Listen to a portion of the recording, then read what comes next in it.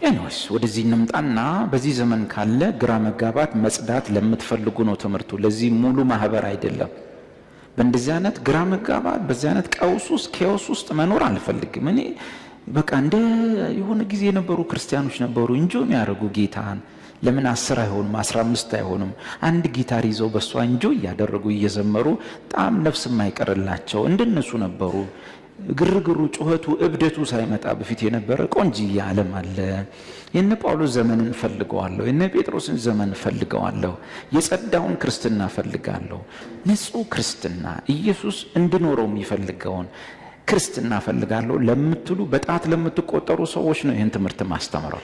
ስለዚህ እንደዛ አይነቱን ነገር ደግሞ ብልሽቱን ያወጣው ይህን ቆንጆ ሃይማኖት ይህን የጸዳ ሃይማኖት ብልሽቱን ያወጣው ደግሞ የዚህ ዘመን እቺን 15 20